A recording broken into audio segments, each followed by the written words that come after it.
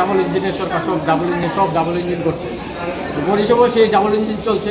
আর কী বলবো, এভাবে চলে। একটা রুগীতে এই তো আমি লাইনে দাঁড়িয়েছি, আমার রুগীটা যদি অ্যাক্সিডেন্ট করে আমি কী করবো? আমি তো একা রুগীটাকে নিয়ে আসছি, দুটা রুগী নিয়ে আসছি আমি। আমার রুগীটা যদি একটা অ্যাক্সিডেন্ট হয়, কে দায় নেবে? সরকার দেবে না কোনো নার্স দেবে, কোনো ডাক্তার দেবে? কেউ দেবে আমাকে?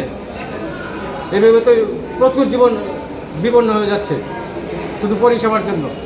ডাক্তার পাইলে টলি পাইলে ডাক্তার নেই, কোনো পরিষেবা নেই, কোনো ওষুধ নেই, পত্র নেই, কিছু নেই।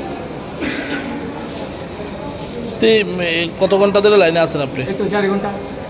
এখন অব্দি এক্সরে হয়েছে? এখন অব্দি হয়েছে না, আরও মনে হয় আরও 2 ঘন্টা লাগবে। তো এক্সরে করলে তারপরে দাঁড়াইছিল এক্সরে রিপোর্টের জন্য। এক্সরে রিপোর্ট পাইলে তারপরে আজকে মনে হয় না ডাক্তার দেখাতে পারবো। সরকারের কাছে কি আবেদন থাকবো? এই যে কি আর আবেদন করবো, প্রতিদিনই তো মানুষ আবেদন করছে, এগুলো তো পরিবর্তন হচ্ছে না।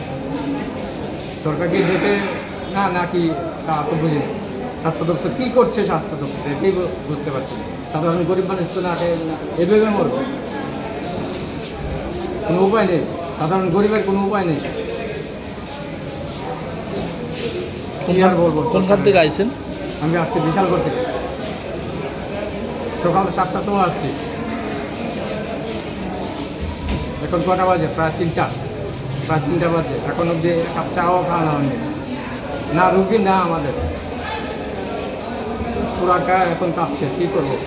এই গরমের মধ্যে দাঁড়িয়ে আছে, নাই কোনো ফ্যান, নাই কোনো কিছু, একটা পয়সার জায়গা নেই, কিছু নেই। টোলের মধ্যে দেখতেই তো পাচ্ছেন, টোলের মধ্যে রুগীটা নিয়ে আছে। কী বলবো? একটাই আবেদন করবো রাষ্ট্র সরকারের কাছে, এই জীবির পরিষেবাটা একটু উন্নত করার জন্য, যাতে জনসাধারণ গরিব না সুযোগ সুবিধা পায় একটু ভালো। এটাই বলবো, আর কি বলবো।